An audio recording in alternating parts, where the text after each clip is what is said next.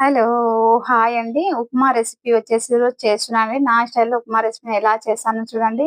నేను ఏది చేసినా ప్రోటీన్స్ ఉండాలి అని చెప్తాను కాబట్టి, ఇక్కడ నేను శనగపప్పు, మినపప్పు, కందిపప్పు వీటన్నిటిని వా వంట చేయడానికి మార్నింగ్ లెవ్వగానే నానబెట్టేసుకొని అయితే పెట్టేసుకున్నానండి. ఎందుకంటే పప్పులు కొద్దిగా రఫ్‌గా ఉంటాయి కదా! ఇక్కడ ఈ కప్పుతోటే ఒక కప్పు ఉప్మా రవ్వనైతే తీసేసుకున్నాను, ఉప్మా రవ్వ. అండ్ చాలా ఈజీగా అండి. ఏది చేసినా ఇలా నార్మల్ ఉప్మాతో కాకుండా ఇలా పప్పులో అవి వేస్తే చూడడానికి బావుంటుంది. అండ్ మనకు ప్రోటీన్స్ కూడా లభిస్తాయి. కలర్‌ఫుల్‌గా ఉంటుంది. అండ్ పిల్లలు కూడా చాలా ఇష్టపడి తింటారు. ఎందుకంటే మన కలర్‌ఫుల్ ఏదైనా ఉంటే చాలా ఫస్ట్ అట్రాక్షన్ అవుతారు కదా పిల్లలు. అందుకోసం అన్నమాట. అండ్ హెల్తీగా అండ్ కలర్‌ఫుల్‌గా, టెంప్టింగ్‌గా, టేస్టింగ్‌గా అన్నీ ఉంటాయన్నమాట. ఇలా ట్రై చేయండి. ఏది తిన్నా పుష్కలంగా తింటే మనకు చాలా రోజంతా అనేది చాలా ఎనర్జిటిక్‌గా ఉంటాము. ఇక్కడ ఏదైనా సరే బగోనైనా, ప్యాన్ అయినా మీ ఇష్టం. మీరు ఎందులో చేయాలనుకుంటే అందులో వేడి చేయడానికి పెట్టేసుకోండి. నేను ఇక్కడ ఆయిల్ వచ్చేసి 1 స్పూన్ ఏసాను. మీరు పోపు కోసం పోపు దినుసులు ఏవైతే వేస్తారో అవి వేసేసుకోండి. నేనైతే ఆవాలు, జీలకర్ర, ఓమా అండ్ కొద్దిగా కలంజిని మాత్రం యూజ్ చేస్తానండి. ప్రతి పోపులో మీరు చూడొచ్చు ముందు వీడియోస్ ఏవైతే ఉన్నాయో. అండ్ వాయిస్ అయితే బానే వస్తుందనైతే అనుకుంటున్నాను. ఎందుకంటే మైక్ పెట్టేసుకున్నాను కాబట్టి, మైక్ అనేది ఛార్జింగ్ ఊరికే పెట్టాలి అని మధ్య మధ్యలో ఆగిపోతూ ఉంటుంది. ఒకసారి మొత్తం వాయిస్ ఇచ్చాక మైక్‌ని మనం చూడం కదా! ఛార్జింగ్ ఉందో లేదో అని చెప్పేసి, చూడకుండా మైక్‌లో ఛార్జింగే ఉండదు. మనం ఇచ్చిన వాయిస్ అంతా వేస్ట్ అయిపోతుంది. అందుకని చెప్పేసి నేను మైక్ వాడట్లేదనమాట. డైరెక్ట్‌లీ వాయిస్ ఇస్తున్నాను. అండ్ వాయిస్ క్లియర్‌గా రావట్లేదండి. అండ్ గుర్తు చేసినందుకు చాలా థాంక్స్ అండి. ఇలాంటి మంచి మంచి సజెషన్ ఏదైనా మిస్టేక్స్ ఉంటే ఇస్తూ ఉండండి. అండ్ ఇలా ఇవ్వడం కూడా చాలా పెద్ద బాధ్యతేననమాట. ఎంత కష్టపడుతున్నానో మీకు వినిపించడానికే కదా! అండ్ మన పోపు దినుసులు వేడవ్వగానే ఇక్కడ మనం ప్రిపేర్ చేసి పెట్టుకున్న ఒక మీడియం సైజ్ ఉల్లిపాయ, పచ్చిమిర్చి అండ్ కరివేపాకునైతే నేను ఇందులో వేసేసాను. అండ్ ఉప్పును వేసేసి ఇక్కడ దోరగా ఒక 2 నిమిషాలు ఫ్రై చేసుకోవాలి. ఇలా కొద్దిగా ఫ్రై అవ్వగానే మనం పప్పులు ఏవైతే నానబెట్టుకున్నామో శనగపప్పు, మినపప్పు, పెసరపప్పు అండ్ ఎర్రపప్పును కూడా మీరు వేసేసుకోండి. అన్ని పప్పులను వేసేసుకుంటే అండ్ మినపప్పు కూడా కావాలనుకుంటే వేసేసుకోండి. తినేవాళ్ళు పోపు కూడా వేశారు కదా! ఈ పప్పులన్నిటిని వేసేసుకొని ఓ 2 నిమిషాలు ఉల్లిపాయతో పాటు ఫ్రై అవ్వడానికి వదిలిపెట్టేసుకోవాలి. నేనిక్కడ అల్లం వెల్లుల్లి పేస్ట్‌ని కూడా యాడ్ చేసేసాను. ఆ పచ్చి వాసనంతా పోయేంత వరకు ఉల్లిపాయలు అండ్ అల్లం వెల్లుల్లి పేస్ట్ కొద్దిగా ఫ్రై అవ్వగానే ఇక్కడ నేను నానబెట్టుకున్న పప్పులన్నిటిని వేస్తున్నాను. వీడియో లెంతీ అవ్వద్దు కాబట్టి నేను అక్కడక్కడే చూస్తున్నాను. మెయిన్ ఎంత చూయించినా సరే వీడియో కొద్దిగా అయితే లెంతీ అవుతుందండి. కంపల్సరీ మొత్తం ఫస్ట్ ఎండ్ వరకు చూడండి. అప్పుడే మీకు అర్థమవుతుంది. ఒకవేళ వాయిస్‌లో కొంచెం అటు ఇటు ఉన్నా సరే నా వీడియోస్ చూడగానే మీకు అర్థమైపోతాయండి.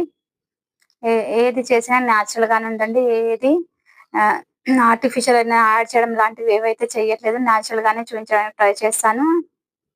2 నిమిషాలు ఫ్రై అవ్వగానే ఇలా నూనెలో వచ్చేసి 1, 2 సార్లు ఫ్రై చేసుకున్నాను. పచ్చిమిర్చి వచ్చేసి 4 తీసేసుకున్నాను. పచ్చిమిర్చి మాత్రం చాలా ఘాటుగా ఉందండి. చాలా బావుంది. అండ్ ఇక్కడ 2 నిమిషాలు ఇలా ఫ్రై చేసేసుకొని అటు ఇటు ఎందుకంటే పప్పులు మనకు కొద్దిగా రఫ్‌గా ఉంటాయి కాబట్టి 2 నిమిషాలు ఫ్రై చేసుకోవాలి. ఉల్లిపాయ అండ్ పప్పులు మొత్తం ఫ్రై అయ్యాక మనం ఇక్కడ వాటర్‌ననేది యాడ్ చేసేసుకుందాం. వాటర్ వచ్చేసి మీరు రెగ్యులర్‌గా ఉండేవాళ్ళైతే మీకు అందాజా అంటే మీకు ఐడియా అనేది ఉంటుందండి. లేదనుకుంటే మనం కప్పు ఉప్మా అయితే రవ్వ తీసేసుకున్నాం గదా! దానికి 4 కప్స్ తీసేసుకోండి. ఎందుకంటే ఉప్మా రవ్వ ఎంత బాగా ఉడికితే అంత మంచిదనమాట. మనం కొద్దిగా రఫ్‌గా ఉండాలి, పొడి పొడిగా ఉండాలని ఉడకబెడతాం గదా! అలా తినడం వల్ల మనకు ఛాతీలోనే ఉండిపోయి ఏదో మనకు ఆహ్, ఛాతీలో మొత్తం అలాగే ఉండిపోతే ఒక తెలియని ఫీలింగ్ అనమాట. ఏదో అరగలేదు, ఇక్కడే ఉంది అన్నం ఇక్కడే ఉంది అన్నట్టు తిన్నది ఏదైనా సరే కడుపులోకి వెళ్ళకుండా అలాగే ఉండిపోతుందన్నమాట. కొద్దిగా ఎక్కువగానే మెత్తగైనా పర్వాలేదు కానీ కొద్దిగా నార్మల్‌గా అయినా ఉండాలి. లేదా మెత్తగా కాకపోతే పొడి పొడిగా ఉండేట్టు మాత్రం చేసుకోకండి. ప్రతీది పొడిగా తినలేమండి. కొన్ని తినేటివి ఉంటాయి. కొన్ని తిననివి ఉంటాయన్నమాట. ఇలా మనకు ఎసరు రాగానే కొద్దిగా వేసేసుకోవాలి. ఎందుకంటే ఉండలు కట్టిపోతూ ఉంటుందండి. రవ్వ వేసేటప్పుడు స్పూన్ అనేది ఇలా కలుపుతూ మెల్లగా వేసేసుకోవాలి. అండ్ 2 నిమిషాలు చాలా ఈజీగా అయ్యే ప్రాసెస్ అంటే ఈ ఉప్మా ఒక్కటే అన్నమాట. 2 నిమిషాల్లో అయిపోతుందండి. చూడండి చటపటలాడుతూ ఉంటుంది. మూత పెట్టేసుకోండి. జస్ట్ 2 నిమిషాలు మనం ఇలా మూత పెట్టామో లేదో కుక్ అయిపోతుందండి. చూడొచ్చు ఆల్రెడీ గట్టి పడిపోయింది. ఎందుకంటే మనం పప్పులను కూడా వేసాం కాబట్టి కొద్దిగా మీరు పప్పులను కూడా వేసినా సరే వాటర్ క్వాంటిటీ కొద్దిగా ఎక్కువ వేయండి. మరీ అంత ఎక్కువ కాదు. పప్పులైతే మొత్తం మెత్తగా అయితే కావండి. ఎందుకంటే పప్పులు అలా మనకు మధ్య మధ్యలో తగులుతూ ఉంటే చాలా బావుంటుంది. అండ్ చూడ్డానికి కలర్‌ఫుల్‌గా ఉంటుంది. పిల్లలు కూడా తినడానికి చాలా ఇష్టపడతారు. ప్రోటీన్స్ కూడా ఉంటాయి. ఒకవేళ మీరు ఇంకా బాగా పప్పులు నానబెట్టుకోవాలనుకుంటే నైటే నానబెట్టేసుకోండి. మీ ఇష్టం మీరెలా తినాలనుకుంటే అలా నానబెట్టేసుకోండి.